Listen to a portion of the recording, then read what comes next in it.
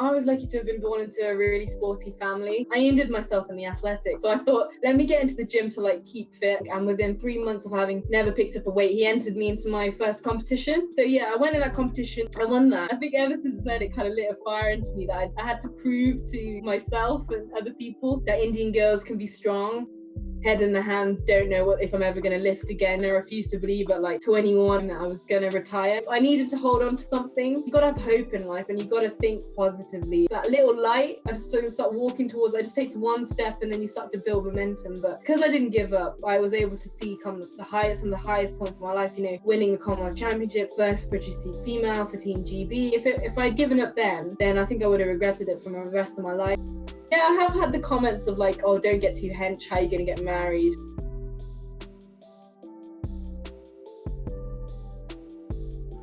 Welcome back to the KultureKast podcast. My guest today is a powerlifter who is a 2019 Commonwealth champion and the first British Sikh female to represent Team GB at the World and European Champions.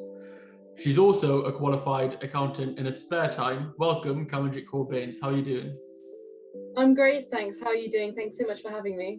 No, thank you for coming on. As we just discussed with all of them accolades, you're obviously a busy woman as well, accountant, powerlifting champion. You competed a few months ago and you're breaking records left, right and centre. But we'll rewind the clock a bit. We'll go to baby Karenjeet growing up. We'll go to a little girl in a sporty family and just tell me what that was like of growing up and your cultural background and all of them type of things. Yeah, definitely. So I was lucky to have been born into a really sporty family. So my dad is actually my coach. He's a former bodybuilder and powerlifter himself. So if you've ever seen the film Dangal, it's probably pretty much our story. So I always relate to that film. It's a good analogy. Maybe one day it'll be my film. I don't know, but we'll go with Dangal for now. But anyway, my dad's my coach. And I've also got 2 older twin brothers. So I've always been really competitive. As a little girl. They're 10 years older than me and they were like 400 meter hurdlers at national level when I was a young girl. I used to see them like flying around the track looking like superheroes.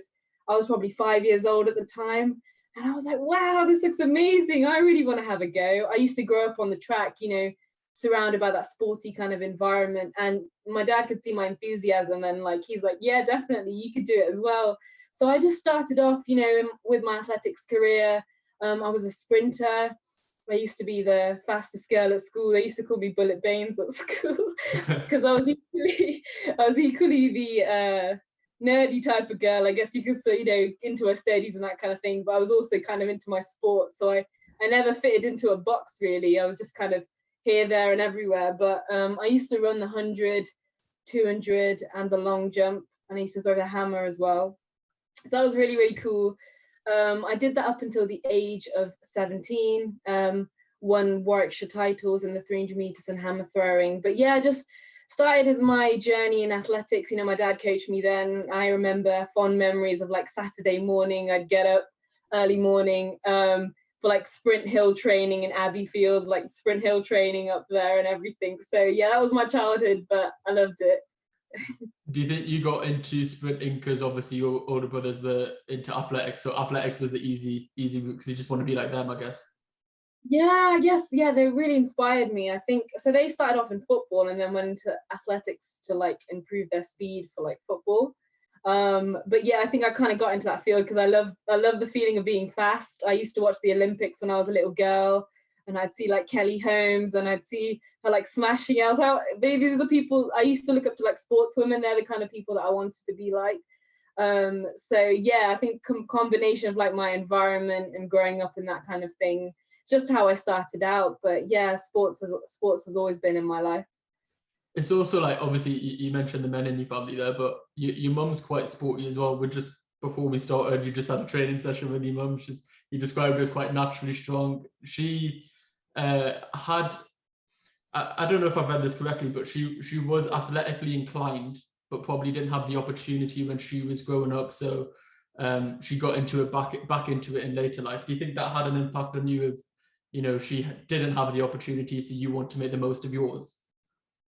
Yeah, for sure. I think, so just a bit of a background to my mom's story. So she was actually born into a family of like wrestling champions. Her older brother was like a champion wrestler in Punjab and India and everything. And I think she was always inclined towards sport as a young girl and education as well.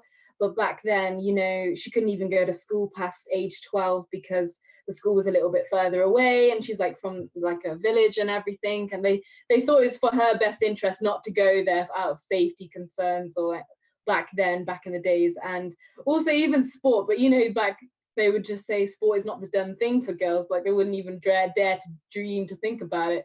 So I think my mom always thought like if she ever had a girl one day, she would never deny her from having any kind of like sporting ambitions or education. So I guess that kind of, in a way, she lived her dream sort of through me in a sense when I was younger. But I think as she saw us growing up, and me doing well in athletics and my brothers as well, I think, you know, that spark of like that inclination towards sport, it never really died. She later on, she was like, oh, I want to have a go at this athletics. I think I could do really well. And then my dad, who's a husband and like my coach, and her coach as well, just like encouraged her to get involved. Because she would see him like training, because we have a home gym. She would see him training in the home gym. She'd try and pick up the dumbbells as well. And my dad's like, damn, she's quite strong, you know. So she'd do that. And then even with the athletics, my mum described her like a gladiator. Like she used to throw the hammer throwing, javelin, shot put, like proper warrior woman. This was when I was like 13. I remember at the Warwickshire Championship, she actually set a record of winning the most medals as a masters athlete, of 5 golds and 4 silver medals in like track and field. So yeah, my mum's a badass. Really, really awesome.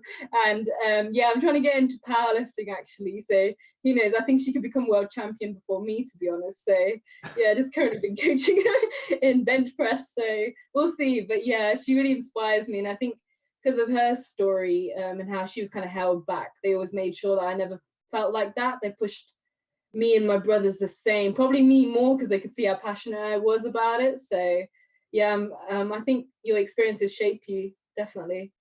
100%. And it can either go like 2 ways, isn't it? It's either continuing the cycle, which can also happen often, where parents go through something when they're growing up and they impose that on their kids and the cycle just continues, or you break the cycle as your mum did and said, look, this happened to me, I didn't really like it, so my daughter probably won't like it either, and obviously encourage it even more, which is obviously really great.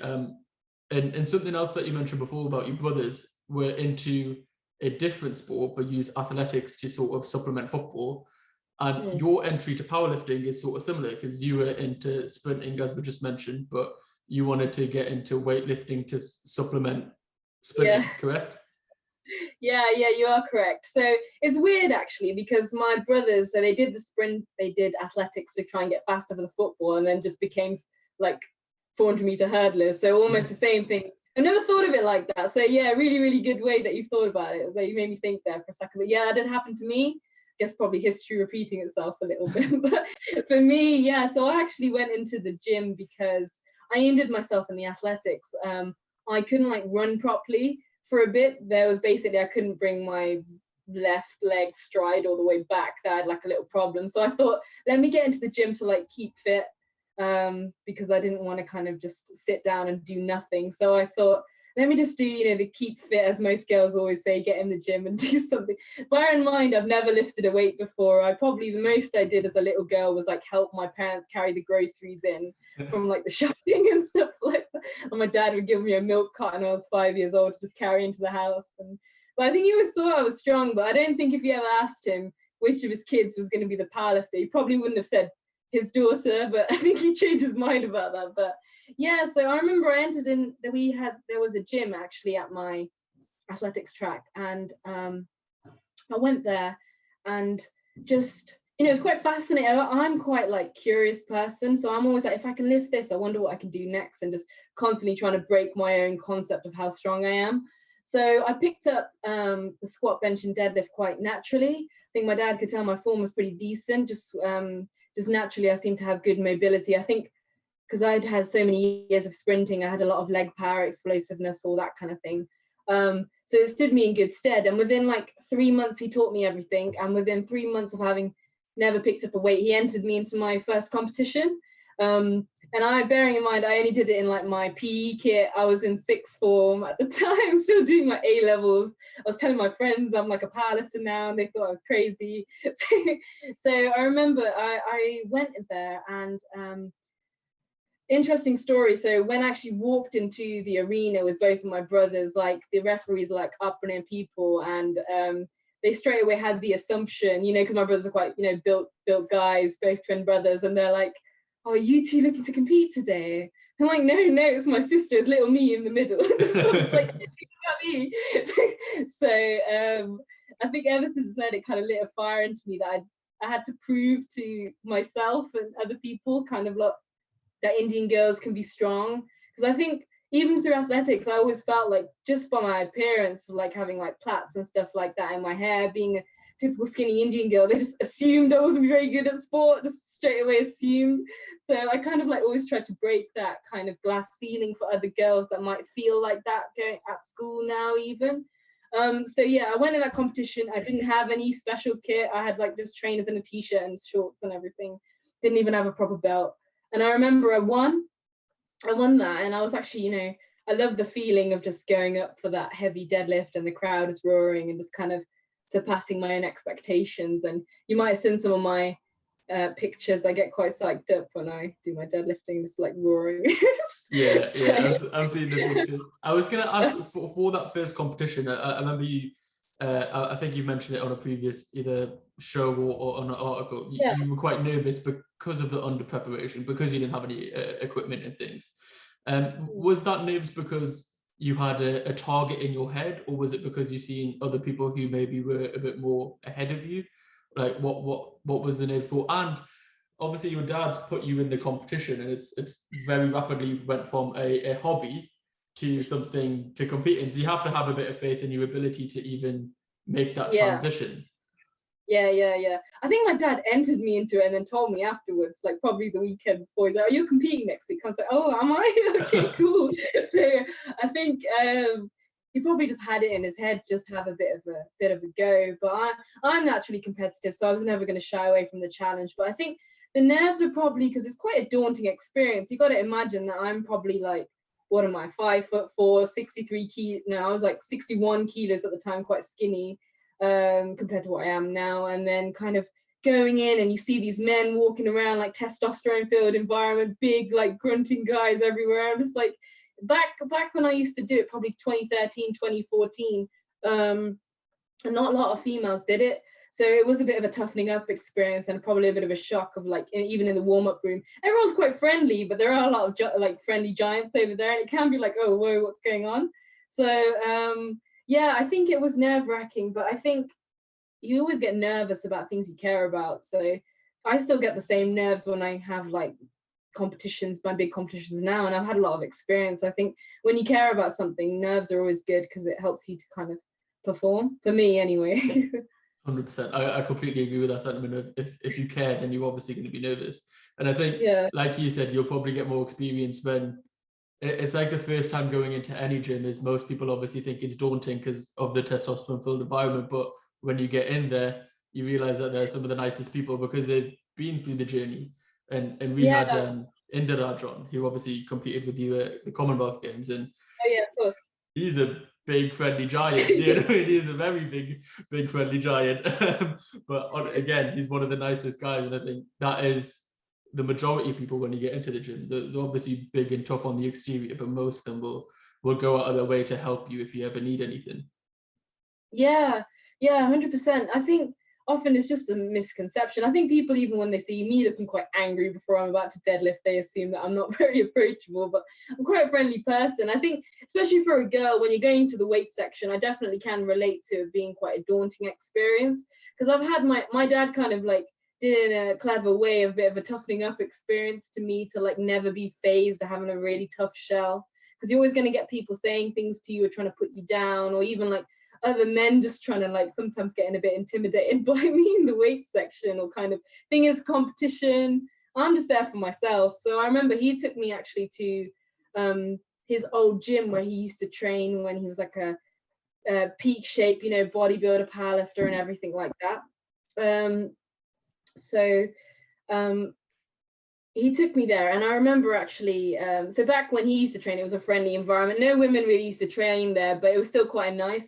But now completely things have changed. They were like, not to be stereotypical, but like just a completely different kind of scene. Was that, you know, the testosterone filled kind of burly men, people were swearing, or like, I don't want to stereotype them. You know, like kind of builders when they talk and they're quite rude, and they're kind of like, it was that kind of like environment sort of thing that I walked into, and almost they came in and I came in, I was 18 at the time, and they almost had a shock of their life that a woman had walked through the door, let alone like a quite small, they're just like, what's going on? They almost thought, oh, we can't kind of act like we usually do.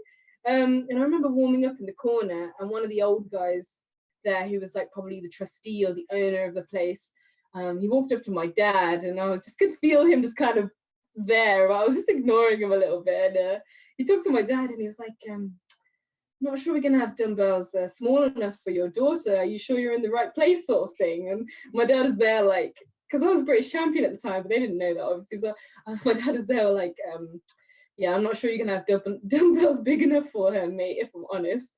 And I remember it was my heavy deadlift session. I just quietly put my head down, did the work. People were really shocked. I wish I recorded people's reactions, because it was just like brilliant. I think ever since then, it kind of, I like to like change people's perceptions, not just for myself, but for any girl who might feel that kind of environment. Because I'm lucky I got my dad with me, so I felt quite safe and comfortable. But often that's why I'm always encouraging people to like go with their friends or go with their brothers or take your sisters along with you to the gym. Like, you do need support initially, even just to like, you know, just learning the movements and everything. So yeah, I had my dad, but yeah, there's always fond memories of that, because I'm sure loads of girls have had that experience, and I went through it too.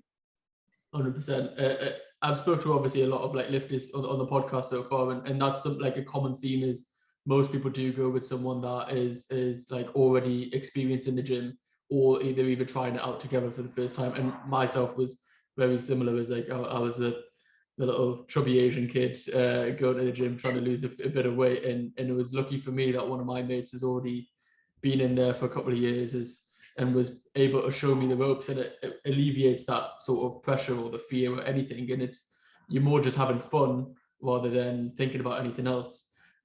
From the like, I can imagine the way that lads talk when women aren't present is very different from when women are present, and I think that's what you alluded to before.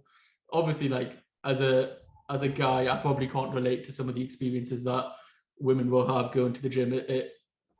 To be fair, since the podcast and actually speaking to some of the more female lifters like yourself, like Akam, who's a bikini competitor, like people like that, you do become more aware of it when you go to the gym, if that makes sense. Like I've started noticing it, is that guys will just sort of sit in the corner and just look at the few girls that are in there, and it is very creepy. And I can understand why it would be a bit more fearful, but what sort of experiences did you have? Not just the ones that I got, obviously that experience then, but what are the sort of generic comments or feelings that normally happen to women when they're in the gym? Obviously, you can only speak anecdotally, but maybe you've spoken to other people as well. Yeah, I think because like, as you mentioned, I'm also an accountant. I work for one of the big four firms previously. So now I do like different things. I do like motivational speaking and that kind of thing. But in that former life, when I was like an auditor and everything, and I was doing that whole ACA and stuff. So I worked for one of the big four, and they actually had a gym in the basement. So I didn't know this. I used to work for them in Canary Wharf. And they had a gym in the basement pretty much. So I was like, okay, this is really handy. In the London office, I'll do my work in the day, so they'd see me walking around the office in like my dress and heels or whatever, just looking like a normal kind of person. And then in the evening, I just got downstairs, like completely changed into like a different kind of animal, I guess. And I'm just there like picking up like 160 kilo deadlift for reps in the corner.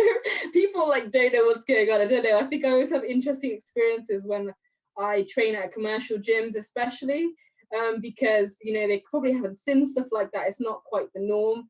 So I guess from their kind of perceptions of me, I was quite a petite, you know, toned female or whatever. Just, I'm not very big. Like, they probably thought I was going to be like some hench person like this, trying to like lift all these weights. But I was just doing the stuff in the corner. But I always noticed I had experiences when I'm squatting and a guy's I'm unracking like 130 kilos on my back, and a guy's just coming around and trying to grab a 2.5 right when I've got this weight on my back. I'm like, this is so dangerous. Can you not respect the fact that they're not respecting the fact that I'm lifting, or like getting really impatient because as a powerlifter I have like 1 billion sets in the squat rack or something like that. But yeah, I've had all sorts of experiences like that. Even when I'm like lifting, you see some guys trying to position themselves, just kind of standing behind you, like kind of not respecting your space, like randomly doing some curls, and I'm just like, I know what you're doing. I can see it in the mirror. It's just a bit do you think they're trying to position themselves in case anything goes wrong to help, or are they doing it in a different way? I don't know. I'd like to give them the benefit of the doubt, to be honest, because I'm just so used to blanking it now, because I just kind of don't entertain, or kind of when I'm training, I'm in training mode and I don't want to kind of talk too much, but I'm really sociable once I've done my kind of workout. But I don't know.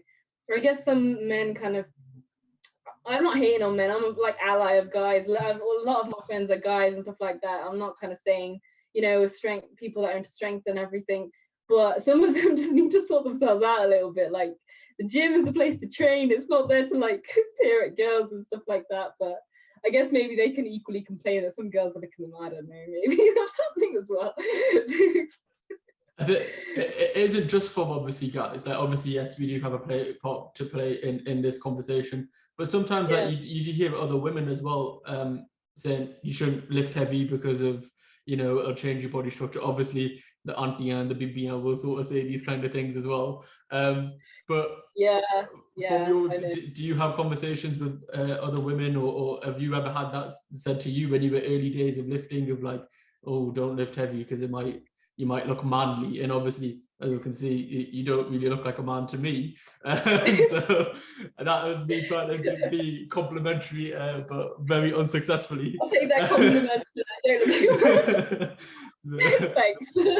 Anytime. I'll do an awkward compliment any day of the week. But yeah, so like the way that I've explained, had the conversation previously, on and off the podcast, is more that muscle mass will be distributed differently between men and women, and obviously if you grow, you grow in the places that will actually accentuate womanly features, like you know, legs, and you'll probably, if you do back, you'll probably end up getting more of an hourglass figure and things like that, which sometimes is a bit difficult for more traditional people to think of. I've had also, I get, you know, I think if you're trying to be someone that's doing something, or kind of trying to be successful, even help and try and be a role model, you're going to get hate. It's just part and parcel of, like, I get all sorts of kind of random stuff in my DMs sometimes, but I just kind of ignore it. But yeah, I have had the comments of like, oh, don't get too hench, how are you going to get married? I don't really get why the pinnacle of like a female's life is when she's getting married, and then it seems like all the dreams just disappear off the cliff after that. But anyway, I've had sort of things. My mum used to joke with me, because, you know, when I started lifting, obviously you have to toughen up your hands, because I don't use gloves, I just use chalk and everything. So like my hands, like when I first started, I remember I used to cut them up all the time, like they were too soft. So whenever I gripped the bar, I just cut them up. I was like taping my hands. They look like I've been through a war at the end of my training sessions. But yeah, I used to do all sorts of things to toughen my hands up, using like surgical spirits, like toughen up the calluses. Now my hands are really tough, but I always laugh sometimes when I give people a firm handshake. They're almost a bit like, like, what was that? But my mum used to always joke, like kind of saying like, my hands are like, you know, like a builder's hands are really rough. And she's like, oh, kind of like, I've had people comment like, how are you gonna get married? Like, I don't know why my hands need to be soft for that. Like, you know, with really rough. I was like, I don't know, it's fine. They don't have to hold my hand if they don't want to. But yeah, it doesn't bother me. I just laugh it off. But I guess sometimes, because I'm quite confident and comfortable in my own skin, but I guess some girls probably, it's not very nice for them to kind of hear these kind of things. Like, some people just like calling me butch and too hench and stuff, but I'm just like, thanks, I take it as a compliment. But some people be like, get really body conscious and stuff. So yeah, I think people need to just watch it sometimes, because you don't know how people feel about their kind of self-confidence. And I'm sure you've kind of discussed with other girls and stuff how kind of, you know, it plays a big part. but yeah, I kind of just like to be known for my strength. But yeah, I think it's always the Rishta comment that I seem to get. I think when you're like 25 or something, suddenly it's just everyone's talk about Rishta. I was like, trust me, train. I can relate to that one, and it's not fun. But yeah, I think especially when it comes to body confidence, I think that is a really important issue, and it's great that when you do get into the gym, you get that self-confidence because you know that you're working towards a goal, whatever that goal may be. So I think most of the time, a lot of the perhaps anxiety sort of creeps in when you're not being proactive.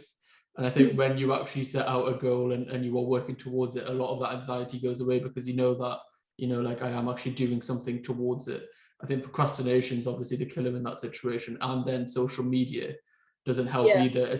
But with girls, even guys, to be honest, nowadays, because you're going to, anytime you go on social media, you're not going to see anybody having a shit day. It's always going to be like, oh, this is the highlight of my life. I've just bought a new Bugatti today or whatever. Or I'm on the Tinder swindler, that thing that came out the other week. Everyone's talking about people it. have been talking about it, and I haven't seen it, but it just sounds insane. I don't know how guys fleece that many women. Like, I don't know either, but it's from showing the highs of the highs. He's never going to show he's got a bad day. He only shows afterwards when he's taking the money. Yeah, I know.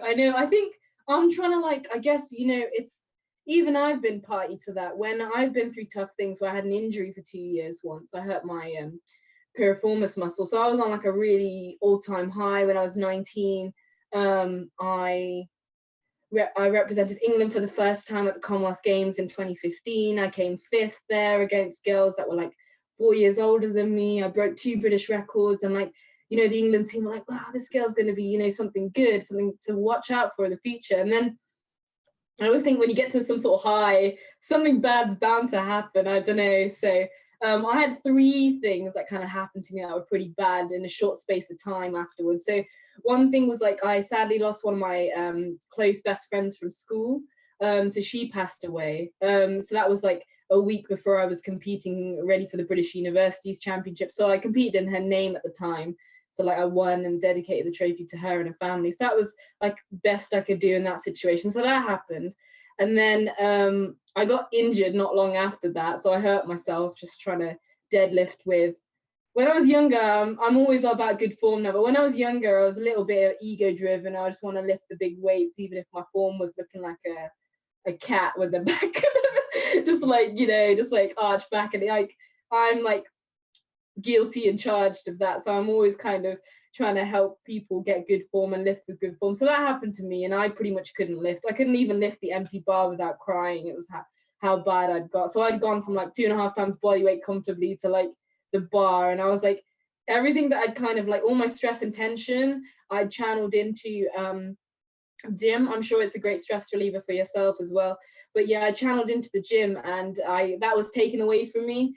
And then at the same time, I was having a beautiful time with the ACA exams, and I was not passing 2 of my exams, and I had a scholarship, so they're threatening to fire me if I didn't pass my exams. So I had 3 things that was very depressing kind of happened to me. And I guess I'm trying to be quite open and honest about this kind of journey, because it's not always smooth sailing. I've been through a lot of shit to get to where I am. I've had to trying to get back, rehabilitation, re-injuring myself, kind of doubting myself, having times when I'm head in the hands, don't know if I'm ever going to lift again. I guess I'm stubborn. I refuse to believe at 21 or whatever I was at the time that I was going to retire. And I think if it wasn't for my dad and mom kind of motivating and supporting me, I wouldn't have been, it would have been really hard. But I think it's important to be open and transparent. I try and talk about this journey best I can, because as you said, you're always seeing people's highs. You're always seeing them massive personal bests on the deadlift, they're flying high, and you don't know what's going on. You don't know about the bad days. You don't know about the days when you just everything feels rubbish and you're full of fatigue. And the best athletes get these as well. And it's good to be open and transparent, because I think in today's society you just see everyone just, as you said, having a Bugatti or something. No, 100%. Yeah.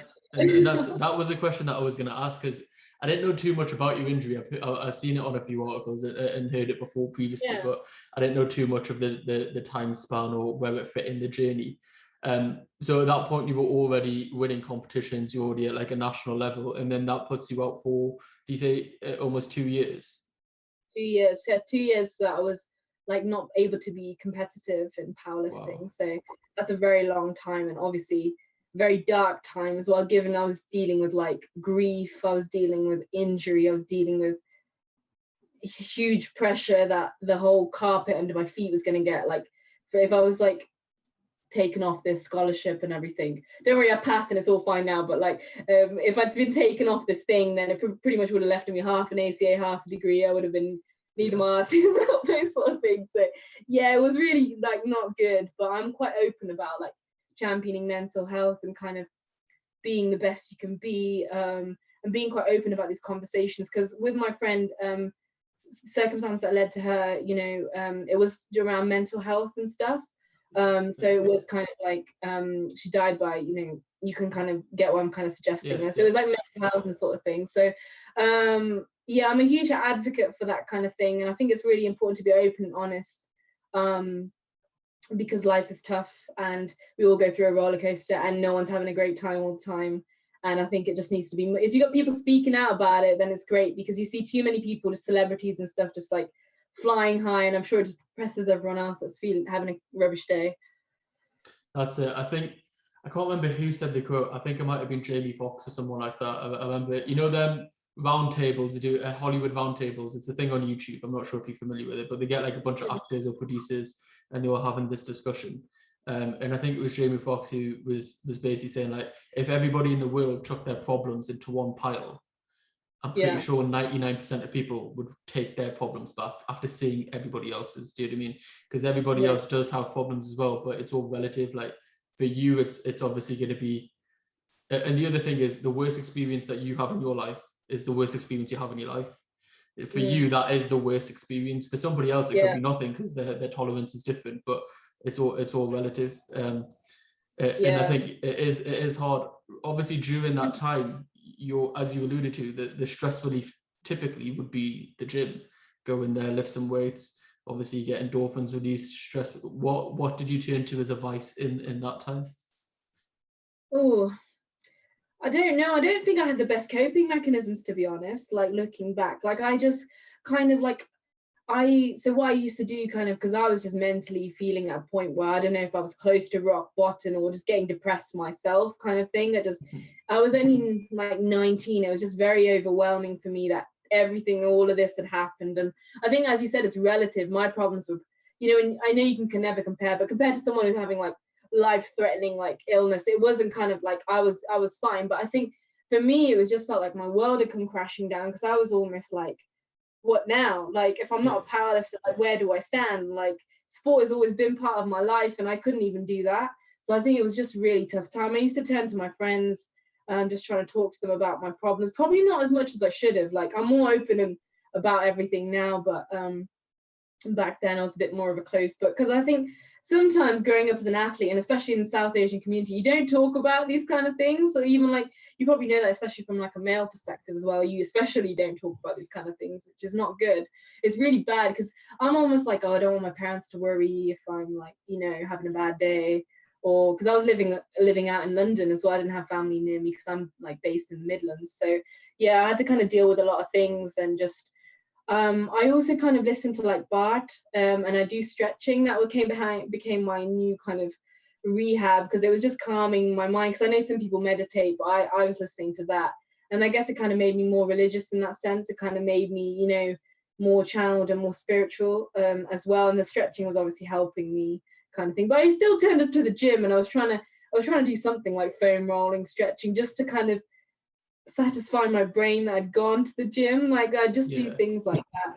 But yeah, it was a really, really tough experience. And I think there were points where, I sat down with my dad and I was like, I don't know what's going to happen. What's like, is it over? And I think if it wasn't for my dad saying like stuff, I remember there's one time I was like head in hand, like 6 o'clock was my gym time. I was just miserable and I couldn't train. And my dad was like, put his hand on my shoulder. And I'll always remember this. It was like, Karen, you're like the phoenix. You'll rise from the ashes bigger and better than ever. And I was like, I kind of held on to that hope. I needed to hold on to something.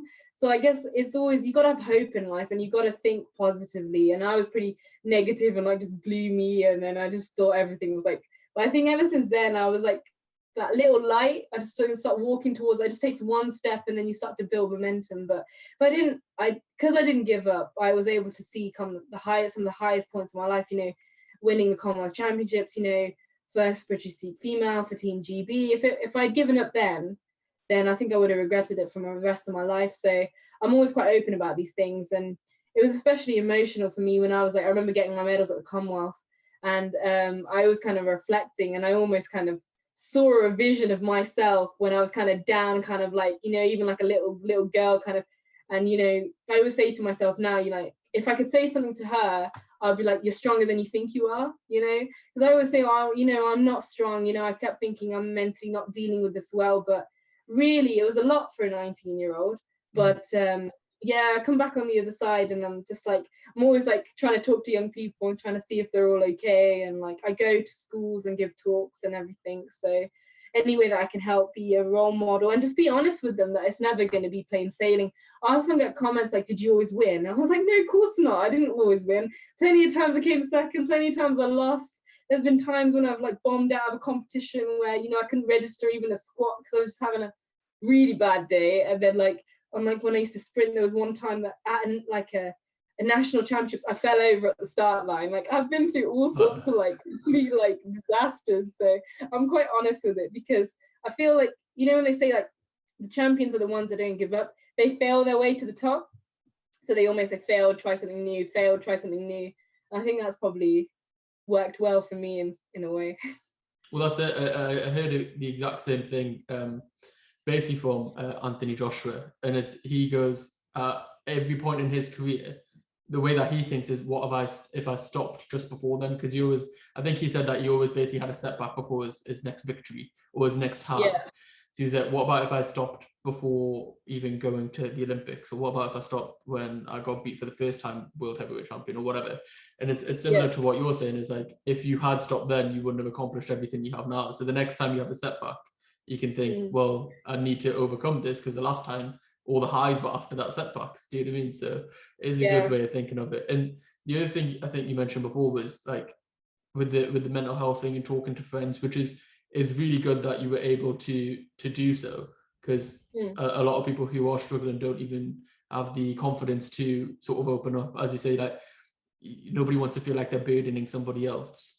I used to feel that. Yeah, I think it's very common with a lot of people. And if you can't speak out, I think what happens, you learn from your past experiences. Like you said, now you have a completely different experience coming out the other end, and like can look back and think, oh, I probably should have done this, this, and this. So if you see them signs coming again, that you can improve on it. And I think that's what the gym is essentially, is going from cat form deadlifts and you have an ego to strict form is sort of like, do you know what I mean? It's just constant improvements.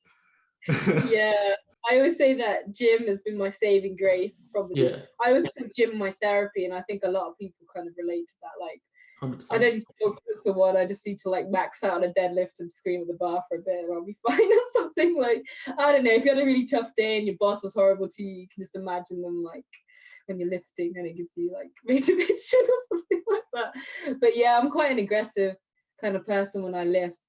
Aggressive but focused. Like, I'm not like Tasmanian devil or whatever. Channeled aggression. You know, channeled aggression. Yeah, channeled aggression, that's it. Pictures might say otherwise. But yeah, channeled aggression is what I would say. But yeah, I think gym is my kind of therapy, but I think speaking out, as you said, is really important. I'm always trying to encourage that, because when I was younger, I used to think, you know, I'm an athlete, athletes don't cry, steel mentality, we can deal with anything, like all this kind of thing. But I think especially the men in like our community as well, kind of, you know, probably find it really difficult to show emotion in front of like, you know, family and everything, because we've been brought up to kind of, I'm stereotyping probably, but we've been brought up to kind of, you know, be the tough kind of like, you know, we can get on with anything no matter what. And I think I was kind of guilty of that myself, thinking I don't want anyone to kind of, you know, as the word you said, burden anyone with my problems, because everyone's got their own stuff to deal with and I'm not going to add to their pile. But sometimes problem shares, problem halved, and like, you'll feel a lot better. Once I opened up and told someone about kind of how I was feeling, it just felt like a weight had been lifted off my shoulders, because I think sometimes people are guilty of just like closing everything in, then it keeps like building and they got so much pressure on there. And I think when times like that, I don't know, probably led to circumstances like what happened to my friend, and I wouldn't wish that on anyone really. So if it's kind of like, you know, you could talk out and speak out and stuff about how you're feeling, then you're really helping. 100%, because I think what happens is when you don't talk about it is you also overthink it, and it becomes a mountain when in reality it's probably a hill, and then you need somebody else to point out that actually you could probably do this, or is a hill, or alternative solutions, and then it sort of gets rid of that, or almost burst that bubble in your head, but in a positive way. Obviously we just talked about the channel digression. And we're talking about, you said you were doing bark and things as part of your recovery through your meditation and stretching. Talk me through your pre-lifting ritual, because I think I read somewhere that obviously the religious side of things obviously comes into it as well, and Sikh plays a role in that. Yeah, so for me, okay, I think best example I kind of think was like when I was going out for the World Championships. I remember I was coming out for my first squat. They're like, Karenjeet Kaur Bains, like 140 kilos bar loaded, and then obviously when you're peeking out you see a big crowd and they're all like, it's very daunting. It was my first kind of like World Championships. I was in Sweden, Helsingborg. I could see my family, they always go with me. We all travel as like a unit. So I remember my brother was there, my bubby, and like my other brother, and my mom and dad, and I could see my dad there because my dad's my coach. And kind of I had to be in the hands of the national coaches at the time, but I could see him and I was almost looking for him, like a bit of a eye-to-eye communication, kind of like, yeah, this is gonna be okay, like this is gonna be fine, bit of a nod of like approval, like, yeah, I've got this. So kind of just a bit of encouragement through like, I don't know, body language. But I think for me, I like to talk to myself in a way that sometimes I silence the noise.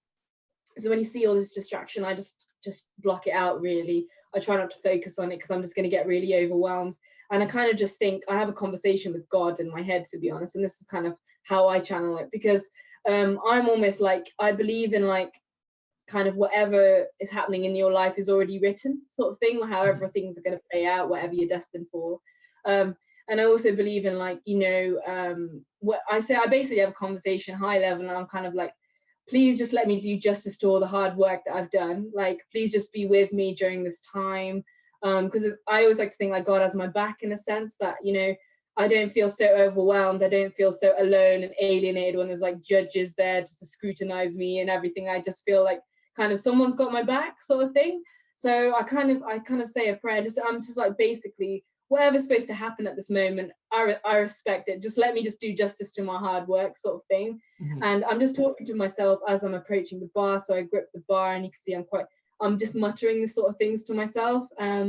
Just really focusing and kind of, you know, obviously when you unrack the weight, I remember I had 140 kilos for that, and I was like, trying to like ignore the fact that it feels so heavy, you know, I mean, just ignore the fact, like just channel, just be really focused, because when you're nervous and you're unracking such a big weight, it almost feels twice as heavy because you're kind of like a bit like Bambi in headlights. So you're just there, I'm just like, yep, completely fine, this is fine. It's just completely, just doing my like 3 steps out. So I always take 1 step, 2, and then I adjust my like right foot. So I always have the same ritual. My hands will be the same. You wait for the judge to say the start command.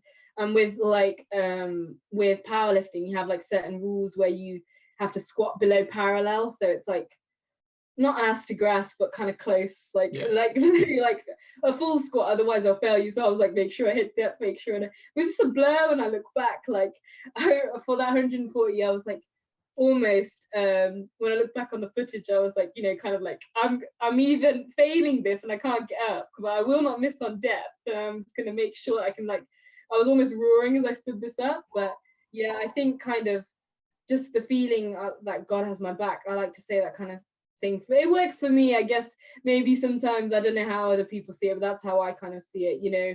I like to represent as like a Sikh girl, you know, I wear a gada and everything. I like to be, you know, keep my hair long in my own kind of way. I mean, I guess I'm not kind of, you know, Amritari Sikh, you know, with all that kind of thing, but I am a good person. I should do my best to kind of do seva and have a good heart and help people. So I kind of see myself as, I want to be a role model, I need to act in a good and according manner, and just like, for doing these kind of things and representing. So that's when I like came out with, you know, first British Sikh and trying to like encourage more girls, because I don't want to just encourage Sikh girls. I want to encourage all young people from diverse and minority backgrounds to get involved in strength sports, because I think often you might have, like, I've had people emailing me, parents evening, and they said, we came across you, and I was just having a conversation with my child that they need to focus on their education, they need to focus on their sport, but I came across you, and now I'm maybe gonna let them do. I'm like, yes, this is what I want. And like, it's just really heartwarming. Even today, I had like someone tag me in a post, like little young girls, their parents they're from Canada, a family from Canada, and they've been showing their daughters my deadlifting, and they've been picking up like little plastic weights and everything because they want to be like Karenjeet. And I'm like, this is the best compliment ever. Like, if I've even inspired one little person out there, then I've done my job. But yeah, I think that's the kind of thing that really gives me life. So I'm really passionate about kind of helping the next generation, because I'm like, I want someone who's not even as good as I was, like better than me. I want them to win the damn Olympics and be like, yes, she inspired me to do it. Or even if not, just like, that would be amazing. Because I think to have more people like us representing at the top level in sport, I think is just what we need. And I'm just hopeful for the future generation, you know. 100%. Like I've said it so many times with a variety of guests on this podcast, is literally, you need to see somebody like you achieve something for it to be a bit more realistic. And obviously there will always be the first person who does it, and they 100% deserve more kudos for doing that. But for the majority of people, they might have the restrictions of their parents, and actually, you know, you need to be more academically inclined than sporting. And if you have somebody like yourself, which is a perfect role model of, look, she's a qualified accountant, so the education and the academics is covered off, and then you obviously got competing at the highest level in a sport. And if you're able to do that, it's amazing. Like, we've got a couple of boxers now who are going through the ranks, and it opens the doors for more Sikh boxers, but more, like you said, ethnic minority people, because I think most people who are from descendants of immigrants can sort of relate to the way that they're brought up with anybody else. Like, you have conversations with maybe your Pakistani Muslim friends, or even like your black friends or Chinese friends, and you realize that most of their parents probably have had similar journeys, and we go through similar journeys to them.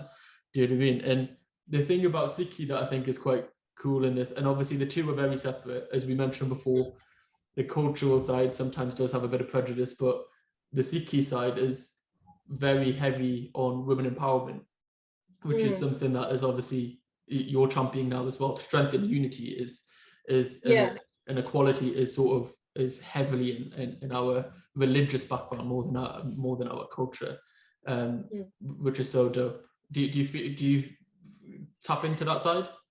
Yeah, I think I'm trying to be a role model. I think there's a difference between culture and faith that some of us still really need to learn a lesson. So as you said, like, perfectly, you just hit the nail on the head. Like, our faith tells us, like, you know, Guru Nanak Dev Ji had like the famous quote, you know, kind of like, you know, from her kings are born, as in women, we should respect them, if not even respect them, like, kind of, you know, how much you respect your mothers and sisters. But you see how people have conversations with stuff, they don't respect each other. And it's kind of like, I guess I'm trying to be an example that girls can be equal to boys. I mean, kind of the way I was raised, and I'm very lucky, I know I'm very lucky that, you know, because of my parents' experiences, my mother's experiences, and my dad, even, like, there was no difference between myself and my brothers. You know, even grandparents, or even, like, you know, extended family who might have tried to make a difference, they never let that happen. They were always like, these two are like, they're the same, whatever, you know, girls and boys can achieve anything. And I think I often get quite sad for people, like, when girls are held back just because they're kind of like saying, oh, girls don't do these kind of things. You kind of, I'm being very stereotypical here, so, like, you know, just get in the kitchen, you know, help with making the roti and everything like that. No, like... people do not say that in 2022, do they? Oh my god, shock, horror. That is news to me, Karenjeet. Honestly, I've never heard that before in my life. No, I don't know. Well, not me anymore, because I just don't real. But yeah, so I think it's kind of you crack me up with that one, but, like, I think it is kind of like, you know, religion tells us this, that women should be equal to men. You know, we have, like, even religious figures like Mai Pago and everything, like warriors, and like Guru Gobind Singh Ji's kind of, you know, bodyguards and everything, you know, women were as respected as men. And I think it's just, you know, amazing, badass. Like, really, really cool. But then culturally, we have all these kind of comments like girls don't do these kind of things, or isn't that like what boys do? And my comment that I just made, I guess, was kind of a cultural thing. But even just like the comments, how's she gonna get married if she spends all day in the gym? How's she gonna like, I don't know, everything's ending up in the kitchen, but how's she gonna like cook and stuff like that? So well, if anything, you need to hit your macros. Do you know what I mean? If anything, it's probably it's a good sign. Yeah, as long as he's helping, then that's fine.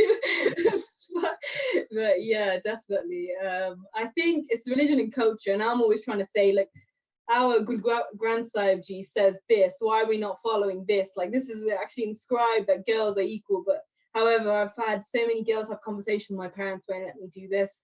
Then, you know, my brothers, you know, have full freedom and do all this kind of thing. Because sometimes you see at university, the girls that haven't had kind of the freedom to express themselves, they just go a bit crazy when they go to university. And it's just, if you give your child a bit of like freedom, like, you got to have trust. You got to trust your kids that, you know, you've raised them well and they're going to make sensible decisions and they're not going to go off the wire. Because I feel like people that restrict their kids too much, their kids just go crazy at university. So it's just a recipe for disaster. So I think if you'll just be open, if your child's quite open and honest with you, just saying what their passions are, support them. Okay, education's important. I respect that. You know, there are even times my parents, I just want to lift, and my parents are like, no, you need to do your studies as well. So I was like, yes, okay, you can do it with the right discipline and mindset, but don't crush your kids' dreams. It's like, you don't want them to blame you or them to regret it for the rest of your life. Because I think we have so many talented people, even sports people, but you never see them make it up the ranks. Even girls, you don't see them do any sport pass PE at school. And I knew some Indian girls that were the top sprinter, like they were really good cross country runners, really good badminton players. Left school, never did it again. It's just sad. It's just, and I just hope that kind of, I don't know what the reason for that is, but a lot of it's leading to like culture and like parents and support and all that kind of thing. So that's exactly it. I couldn't agree more. Like the example that you used of overprotective parents, and then the kids go to uni and they basically get all this freedom and it's not just obviously girls who get that. Some boys obviously as well, depending on the household situation and things like that. But completely agree with that. And I don't know, the way that I've sort of formulated it in my head is like the religion is what we're supposed to do, and the culture is what people have made it. And if that makes sense. So like you see it in obviously different countries and things, and you probably will have equivalents all over the place, but it's basically exactly what God has sort of laid out for us, and then what flawed individuals, which we all are, we all have one flaw here or there, exactly, and that's sort of what flawed individuals have made the culture. It's pretty much from the religion but warped. Yeah, I think it's definitely. I think it's easy to kind of confuse the two or make one the other. Yes. Like suddenly the culture becomes the religion. I'm like, no, that's not what we were taught. Like it's just like you see even in the Gurdwaras and everything like that. You know, we know what we should be doing, kind of like how we should be kind of leading. Like even stuff like, you know, our founder Guru Nanak Dev say there's no Hindu, no Sikh, no Muslim, we're all one in the eyes of God. Yet kind of you still see division, kind of people just like not respecting each other's kind of points of view. I just see it as a way we're all trying to reach God in different manners. Just let everyone do it in peace. Like they want to do it one way, we do it one way. I mean, the Gurdwara's got like 4 doors for a reason. Everyone's welcome. But I don't know. I feel like everyone just needs like a good and even within the religion and within the culture, then there's like more division. But honestly, it's a bit too much of a long conversation, and I don't want to say that, obviously, because we're from this culture, it is actually important for people to highlight flaws from the background they're from. But it's not, we're not just bashing our own culture, because other cultures have the same. People do link Arab countries to the Muslim faith, whereas it's different. The Quran and what happens in societies from Middle Eastern countries are different things. You know what I mean?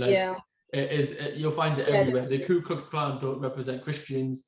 The ISIS don't represent Muslims. Like all of that kind of thing. And I'm not saying it to that extent, but it's the difference between culture and religion. But we're getting very off topic and very deep, which is a good sign of a good conversation. But I do want to bring it back to some of the more positive things that you've been trying to do and have been involved in a lot of campaigns. I know you were part of the Malala Foundation.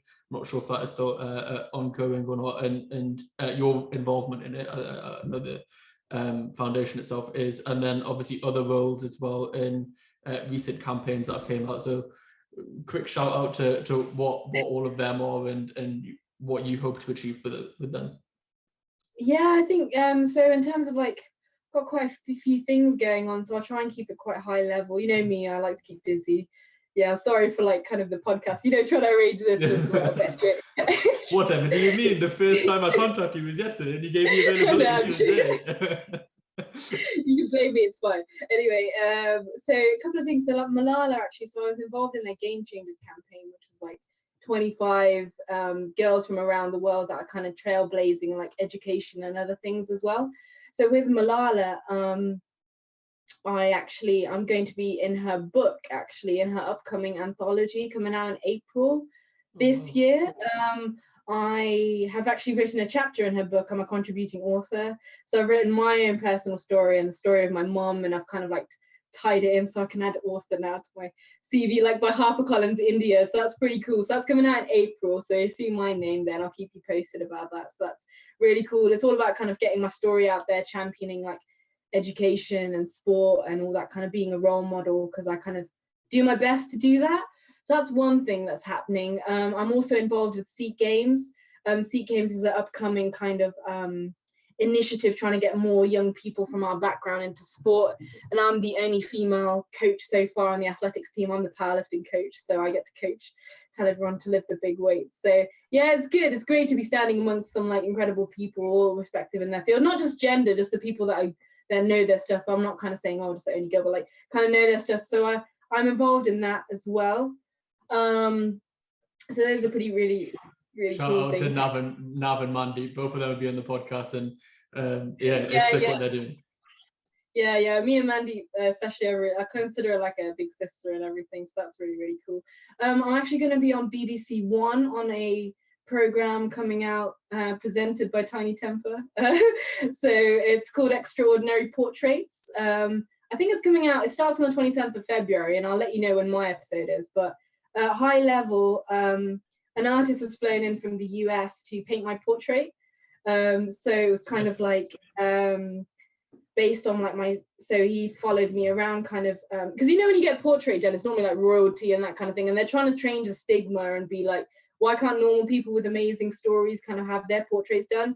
So he kind of followed me with my powerlifting journey. We took him to like Soho Road to like show like the cultural side of things, because I know you love culture especially. And then where else did we go? Just had like an interview with him. I met Tiny Temper, so that was pretty awesome. So watch out, I'll be on BBC One. So I'll let you know when that's happening, when I find out. But yeah, there's a big reveal and my parents got quite emotional. I can't say too much, but yeah, my painting is just like, it's going to be hung up in a gallery, I think, don't know which gallery in London. So yeah, so that's coming up, so that's pretty exciting. That's still exciting times ahead. And I think I mentioned it before, but the two words that I sort of I feel like summarize you, and I don't want to make it obviously put you in a box, because I know you don't like that, but it would probably be strength and unity, because most of them projects do seem about obviously displaying your strength, not obviously just as a power lifter, but like the strength of an empowerment of women, and then the unity that obviously like just having each other's back and raising each other. And I feel like most of them projects sort of are synonymous with that. So I think that is really dope. One question that I haven't asked, and I'm kicking myself because I should have asked it right at the beginning, talking about strength. Cool. What are the PB lifts? PB lifts.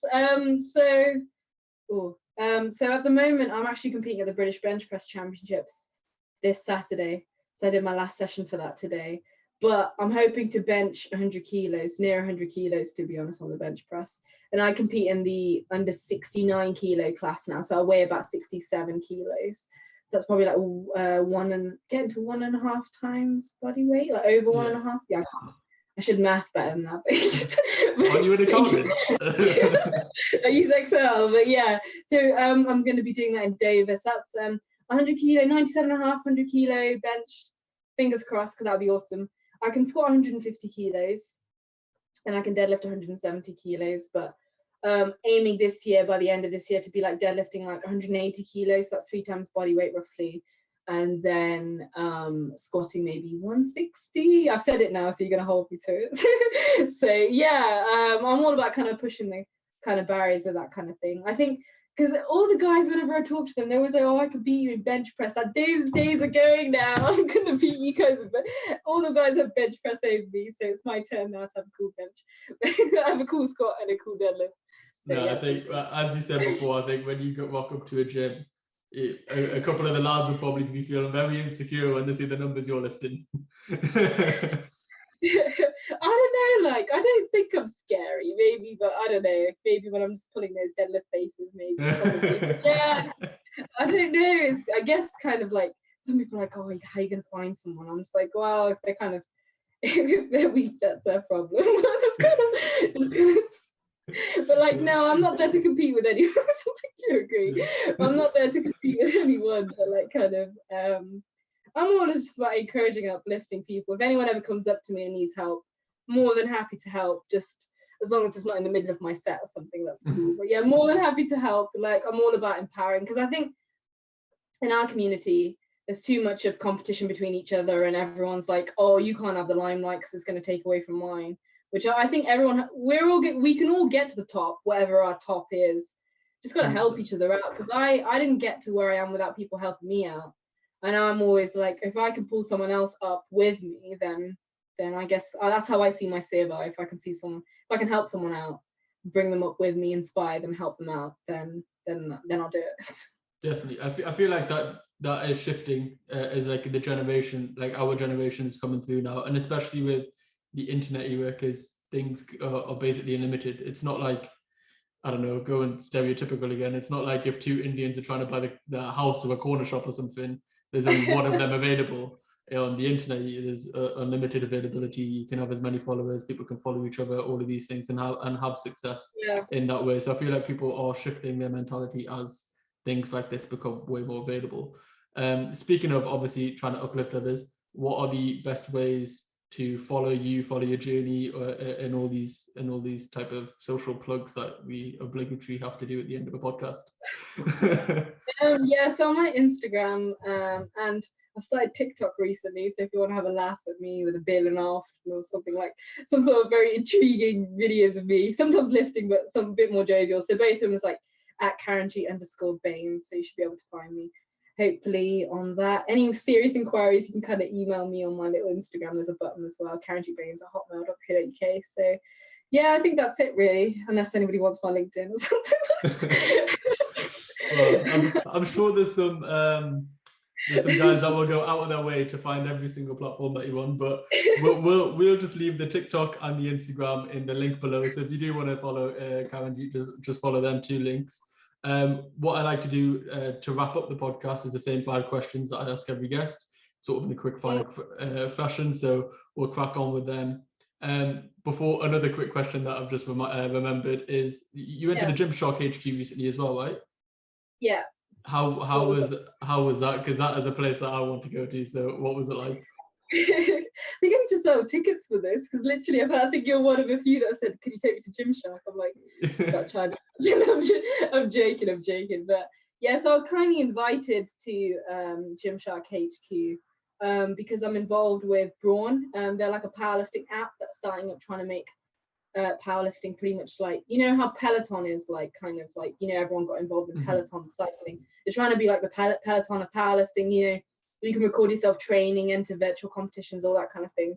So I'm one of their ambassadors for like, and also one of the faces for like the India region, I guess, because there's not enough Indian girls that lift, so they've used me, so which is good, it's great. But I got invited to like Gymshark to like do some lifting, and I got to lift with the likes of like John Hack, who's like insanely strong, and he's deadlifting like 410 kilos, like more than my whole total right before my eyes, and I'm like, damn, that was fangirl moment. I was just like, yeah, very cool, because I'm just like, I find it incredible that people that I used to look up to are like, you know, heroes of mine, you know, 10 times world champions. I'm now like talking to them as a friend, and I'm just there like, whoa, like that's just awesome. That's so cool. So I'm always trying to like, you know, sky's the limit. I mean, I've done this, but I'm still kind of pushing for the next thing, right?